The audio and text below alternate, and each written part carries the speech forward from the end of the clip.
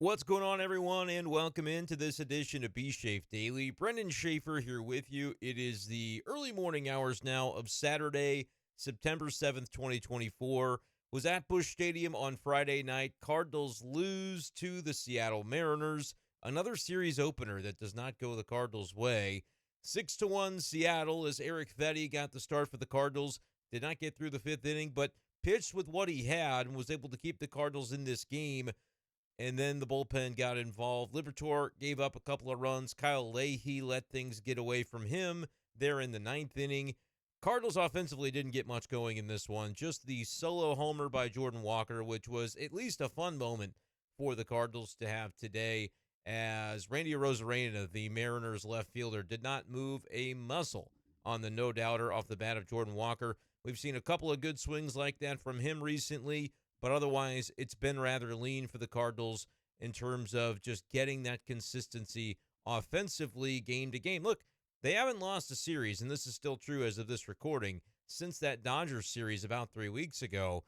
But man, in the openers, during that stretch of 19 games where the Cardinals were able to win 11 out of 19 and hold their own against all playoff contenders, and not just teams that are hopeful to make the playoffs, like they're all going to be in the playoffs the way those teams are playing and the records that they have. But the Cardinals, despite getting 11 out of the 19, only won one of the series openers in those six series. And then today, another loss. So 1-6 for sure in their last seven series openers. I'd have to go back even further to determine if it's even worse than that. But kind of hard to dig yourselves out of a season-long hole, which we know the Cardinals have been in one, when you're starting out each series in a hole. Now, they've been able to do it over the past few weeks without actually losing any of these series since that LA one, but it's not really helping out the Cardinals in the standings. I believe they're currently six back now of the Braves and the Mets, who have caught Atlanta for that third wild card spot. So it's crowded. The Cardinals are on the wrong side of it, and that's sort of the way things have been trending. Talk a little bit briefly tonight about tonight's game, but also want to get into the news of the day. Gary LaRocque, the longtime director for Cardinals player development, also is labeled as an assistant general manager. He will be retiring at the end of the season, ending a 49-year career as a baseball executive. But just the last 15 or so, 16, 17 years-ish with the Cardinals, came over in 2008. But what does that mean for maybe the future and not the distant future? We're talking about within the next couple of months. What does that mean as far as maybe the restructure and the way the Cardinals could be looking to go about this whole situation when it comes to their player development? We know that's been an area of emphasis for the Cardinals for a long time, but recently it feels like they've sort of fallen behind the pace and could potentially use a refresh in that regard. We'll talk a little bit about the front office and the changes that could be coming. It's all sort of speculative at this point, but the Gary LaRocque news, it's a retirement, all right? They're not firing anybody, and he's going to remain on as an advisor for 2025, just not in the player development role that he was in. He was the director, is currently the director of player development.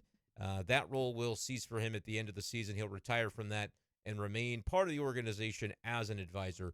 But we'll talk about our thoughts on that. I wanted to real quick tell you guys about Underdog Fantasy. You can obviously see the labels here on the screen. I'm proud to be partnering with Underdog Sports for my fantasy games this season. My favorite place to play fantasy games, and you got to check out their pick'em games. So easy to play. Pick 2 to 8 stats of your favorite players, and that could be from a variety of sports, right? Baseball season's still going on, but football is really getting underway, and a lot of people like to play fantasy football. So make your pick'em entry over at Underdog by choosing whether your favorite players will go higher or lower than their stats, and you can win up to 20 times your money by going 5 for 5. If it sounds like fun, sign up with promo code b-schaeff. You see it right there on your screen to claim your free pick plus your first-time deposit offer, and it's a lot of fun to be playing over on Underdog Fantasy. I've been doing it myself and almost had a really fun pick'em entry work out for me in the football game on Friday night, the Packers and Eagles.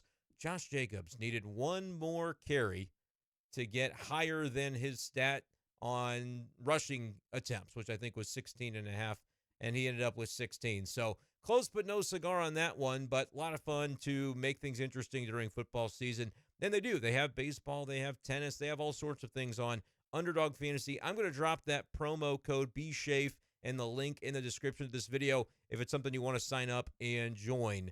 And look, they're a new partner of the channel, so appreciate you guys for supporting our partners. Underdog Fantasy, the easiest place to play fantasy sports. Okay, let's go ahead and get into the conversation about tonight's Cardinals loss 6-1 to the Mariners.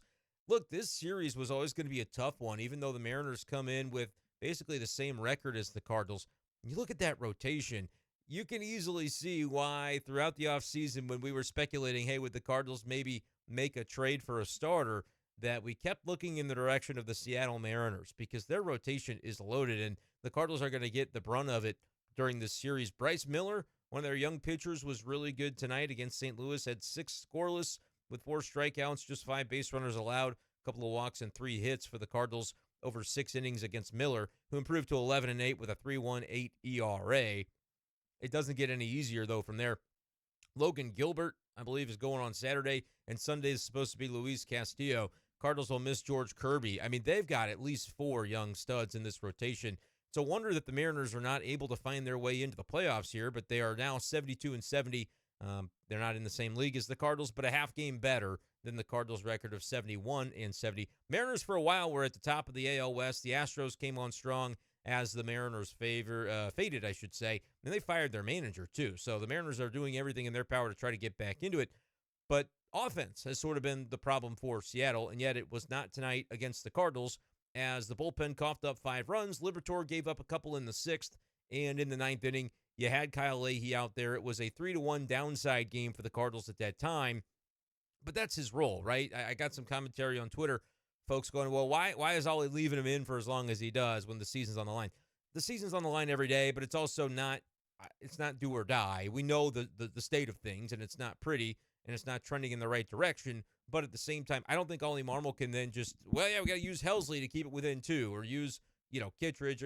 You've got roles in your bullpen for a reason, and unfortunately, the guys that are maybe the ones that you pitch when you're down a couple runs to try to keep it close may not always be converting of late for the Cardinals, and that's a little bit of what you saw tonight. But let's be honest, outside of the one swing by Jordan Walker, the Cardinals were not really destined for greatness when it came to their offensive prowess tonight. And they go 0 for 4 with RISP. They end up with just 5 hits on the night, 3 walks, so not a ton of base runners. They left 6 on base, the ones that they did have. So other than Walker's home run, which comes as his second of the big league campaign for Jordan Walker, just not a lot going offensively tonight for the Cardinals. And look, that consistency's got to be there. And look, you're facing another team that struggled offensively. The Mariners are actually coming into today one of 6 MLB teams that have a lower per-game scoring average than the Cardinals. So to give up 6 runs to them when you had Fedde on the mound, that's one of your mid-pack to high-end rotation guys. And I know that the way we look at the Cardinals rotation this year and kind of think about it slotting through is not an order of operations that makes anybody feel too great after probably Sonny Gray. And even then, there are those who would claim that he's underperformed this year, and I don't wholly disagree with that, although his last start was pretty good. But Fedde's one of your solid arms, and you were certainly hoping to be able to try to win this one because, like I said, it doesn't get any easier over the weekend with Logan Gilbert, who is just a downright stud, and a bunch of tough, hard-throwing right-handers that the Cardinals are going to have to contend with. It'll be Gilbert that goes Saturday against Kyle Gibson. Gilbert's got about a run lower on the ERA. He's 3.19. Gibby is 4.39, so about 1.2 runs lower.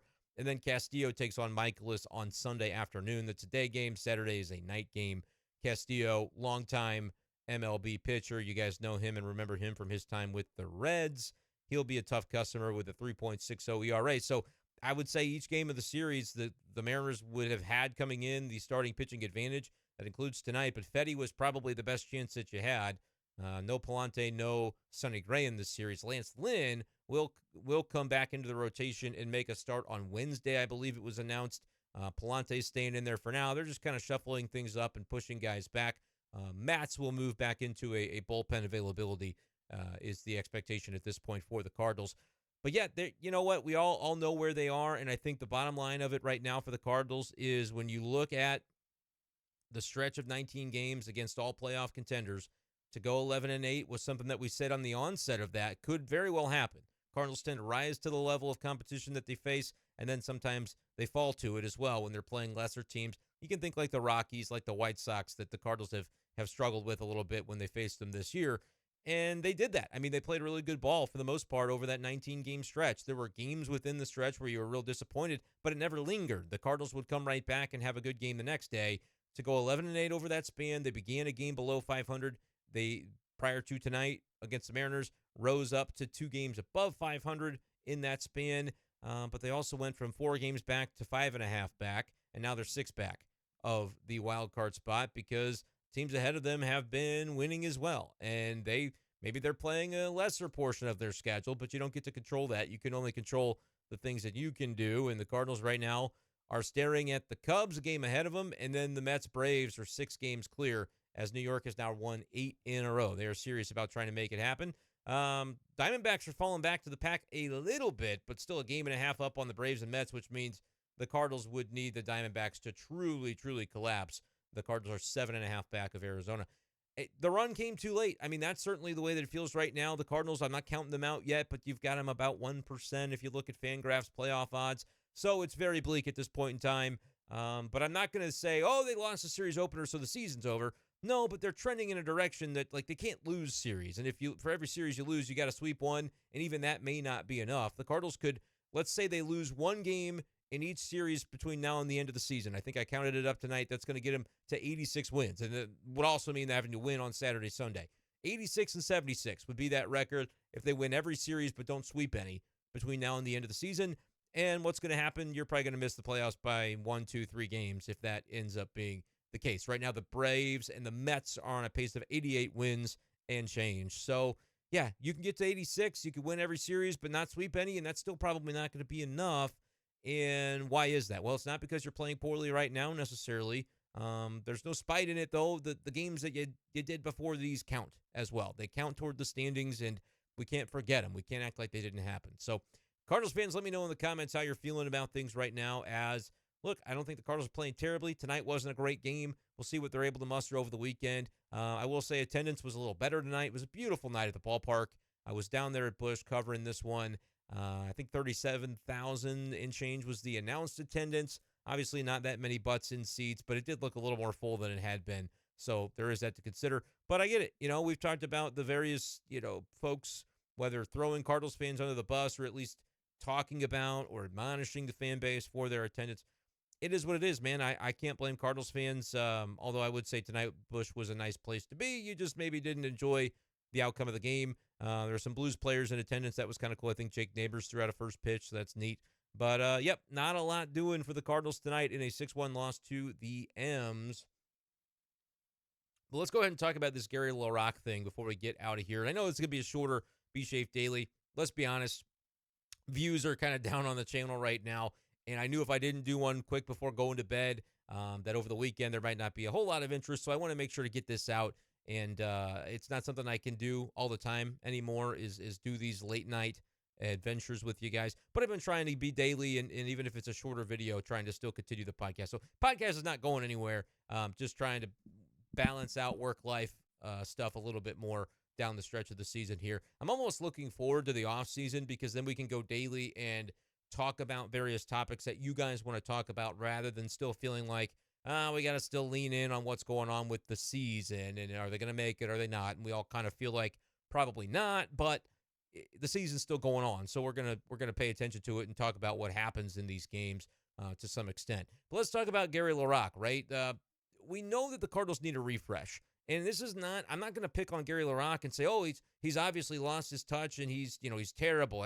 Some of the things I say, or I see rather on social media is a little bit bold in the way that it just assumes, oh yeah, this guy's the problem.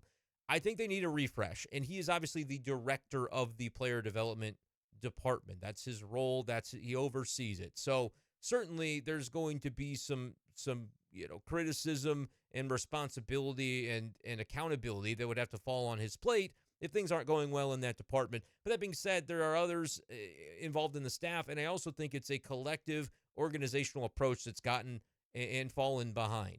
the pace on what other teams have done. And what makes me say this, right? It's not that we want to pick on anybody individually, but we look at the results. I think it's very important to do that and say, all right, the Cardinals have these prospects, and they never seem to really get the most out of them. They never seem to hit their ceiling. And it's not to say that every prospect will, but you look around baseball, and it does feel like in recent years, the ones that the Cardinals have had that you say, oh, that's going to be the next. He's going to be the guy that you can rely upon.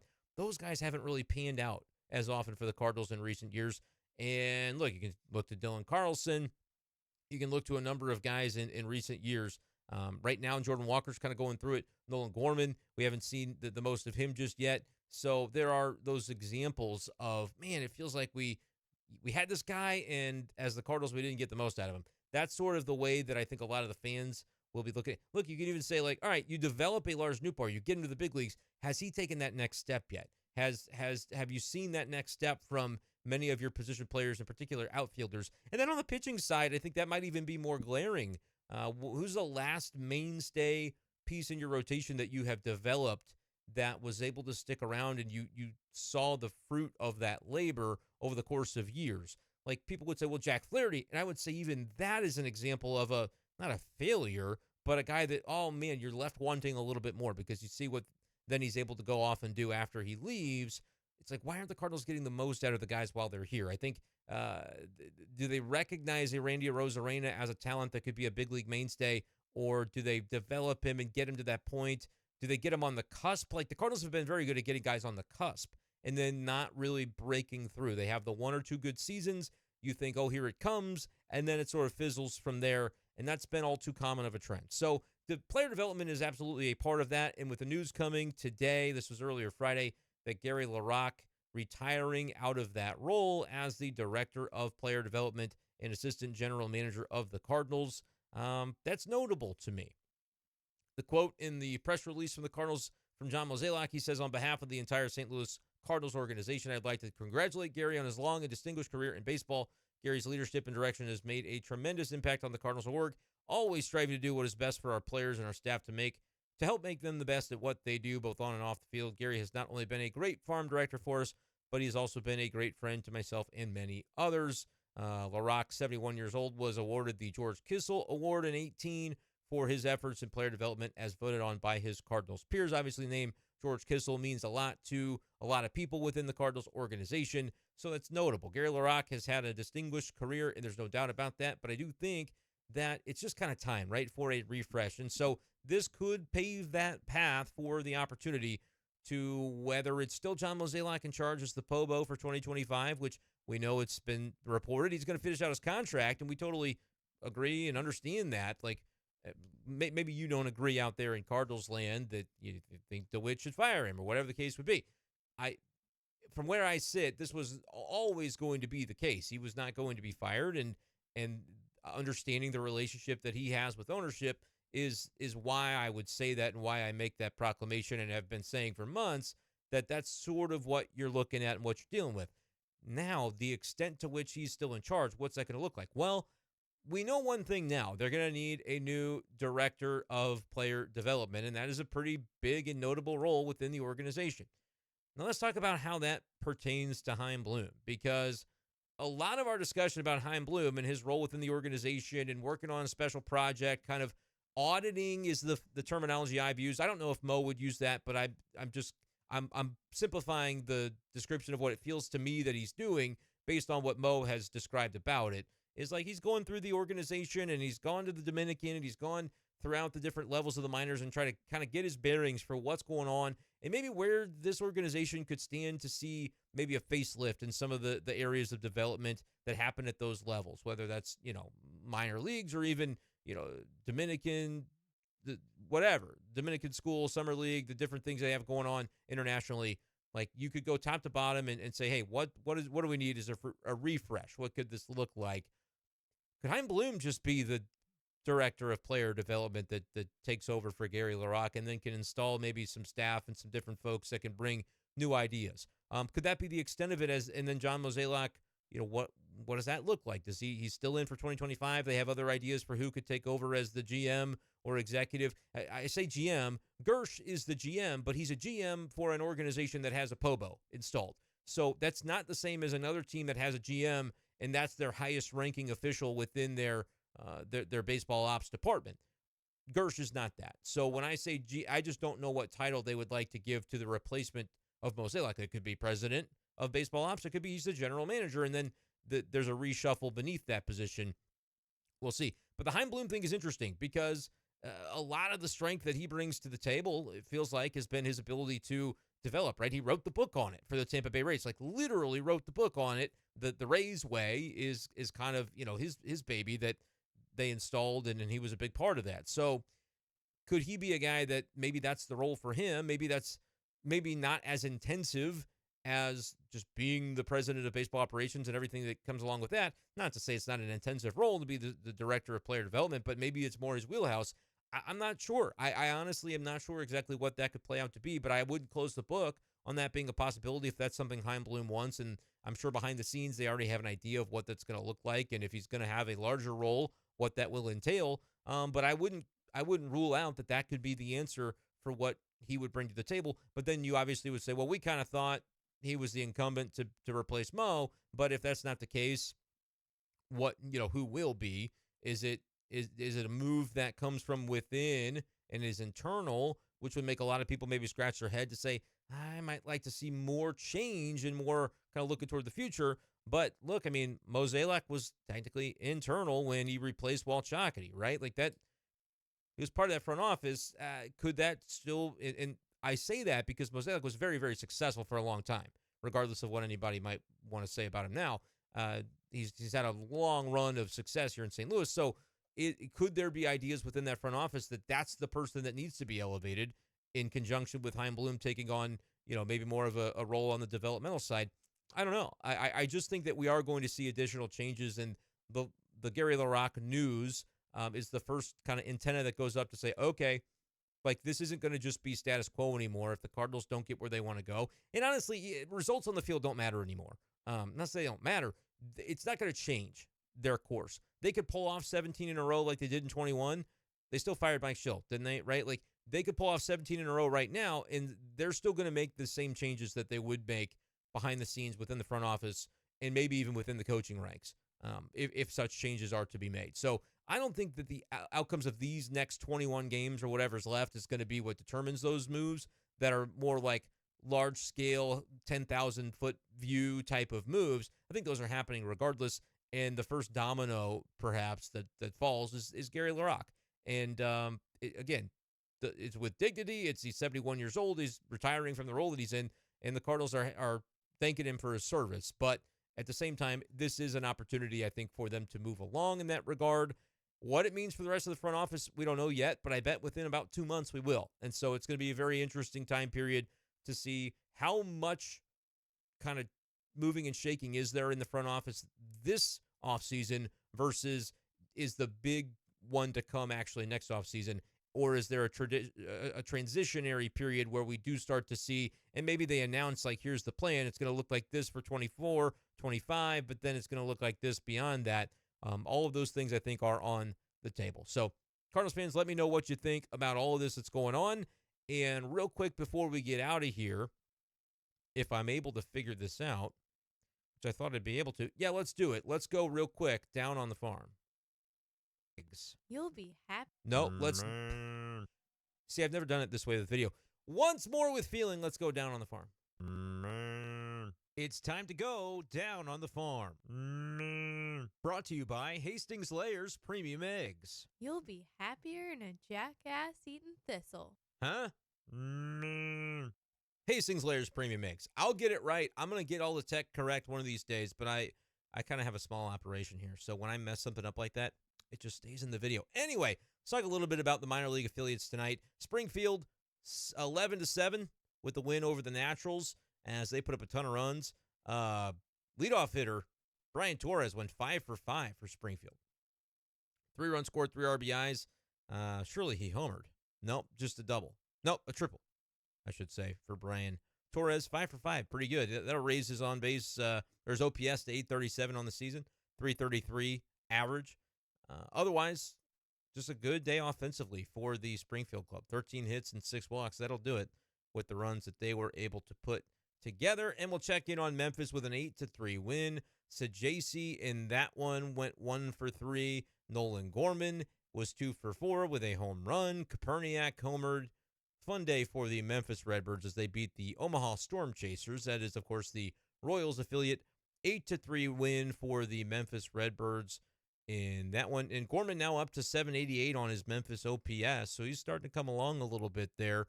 His 4th home run since going down to AAA. And it was Quinn Matthews taking the ball for Memphis, I believe his 2nd start. And a little bit rockier, but the stuff is still there. 4 innings, 2 runs allowed, 5 walks, kind of getting eaten alive a little bit by that strike zone there in AAA. But 6 strikeouts in the 4 innings. So Quinn Matthews still kind of holding his own, man. For him to rise through 4 levels, he's going to be the minor league pitcher of the year in the Cardinals organization. I almost don't see any way he's not. But kind of having a little bit more of a growing pain, if you could call it that, with the walks and some of the things at AAA. But I'm still not seeing or sensing anything to really be concerned about. Quinn Matthews will be on the radar for 2025. Maybe not right away, but he'll get there. Certainly, if he has an impact spring, he's going to be there sooner rather than later. But that's going to do it. Going to keep it quick tonight. Appreciate you guys, as always, for listening. Check out that link in the description for Underdog Fantasy if it's something that interests you during the remainder of baseball or especially for football season coming up. But that'll do it for tonight. Thank you guys so much, and we'll talk to you next time on b-schaeff Daily. Peace.